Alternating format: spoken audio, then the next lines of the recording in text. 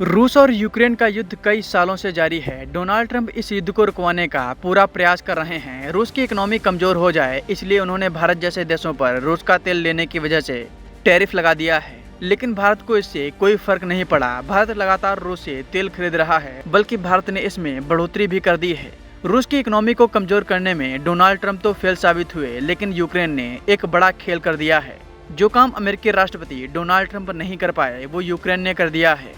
अब आप में से कई लोग ये सोच रहे होंगे कि यूक्रेन ने रूस के साथ ऐसा क्या कर दिया जिसकी मैं इतनी भूमिका बना रहा हूँ। तो चलिए आपको सब कुछ विस्तार में बताते हैं।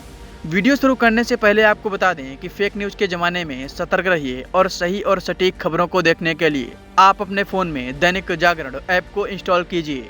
यहाँ आपको सही और सटीक खबरें मिलेंगी। इसके साथ ही आप दैनिक जागरण के इस पेज को भी लाइक और सब्सक्राइब करें। चलिए वापस अपने टॉपिक पर आते हैं। अमेरिकी राष्ट्रपति डोनाल्ड ट्रंप के शांति प्रयासों के बीच हाल के दिनों में यूक्रेन ने रूस पर हमले बढ़ाए हैं। उसके किए गए ड्रोन हमलों से रूस को भारी नुकसान उठाना पड़ा है। कुछ ही हफ्तों में यूक्रेन ने रूस के 10 तेल शोधक कारखानों, एक परमाणु बिजली घर, ईंधन भंडारों और कई बंदरगाहों को निशाना बनाया है। बताया गया है कि यूक्रेनी हमलों से रूस की तेल शोधन क्षमता में 17% की कमी आई है और उसका निर्यात प्रभावित हुआ है। कुछ दिन पहले तक चीन और भारत को तेल आपूर्ति कर रहा रूस विश्व का दूसरे नंबर का तेल निर्यातक देश था। यूक्रेनी हमलों से तेल शोधक कारखानों की शोधन क्षमता प्रभावित होने से सर्दी के मौसम से ठीक पहले गैसोलीन की कमी महसूस की जा रही है। घरेलू जरूरत को पूरा करने के लिए रूस ने जुलाई से गैसोलीन के निर्यात पर रोक लगाई हुई है। रूस के नियंत्रण वाले यूक्रेनी इलाकों, दक्षिणी रूस और देश के पूर्वी भाग में गैसोलीन की भारी कमी महसूस की जा रही है। क्रीमिया, व्लादिवोस्टॉक और कुछ अन्य स्थानों पर गैसोलीन स्टेशनों पर कारों की लंबी लाइन देखी जा रही है।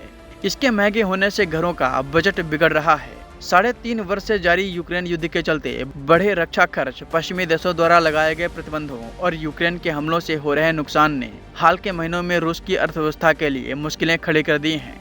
विशेषज्ञ मानते हैं कि राष्ट्रपति व्लादिमीर पुतिन इसलिए अब शांति की राह तलाश रहे हैं और डोनाल्ड ट्रंप की मध्यस्थता में सम्मानजनक समझौता कर युद्ध को खत्म करना चाहते हैं। इसी वजह से वो ट्रंप से मिलने अलास्का आए। हालांकि अभी युद्ध विराम पर बात आगे नहीं बढ़ सकी है। ट्रंप चाहते हैं कि व्लादिमीर ज़ेलेंस्की और पुतिन के साथ वो त्रिपक्षीय बैठक करें, लेकिन पुतिन अभी इसके लिए तैयार नहीं है। बात यहीं फंस रही है। ट्रंप ने पुतिन से भी युद्ध विराम पर बातचीत कर ली है और ज़ेलेंस्की से भी, लेकिन डोनाल्ड ट्रंप अभी इन दोनों देशों को एक मंच पर लाने में फेल साबित हो रहे हैं। हालांकि अब देखना ये होगा कि आगे इस मामले पर क्या डेवलपमेंट होती हैं।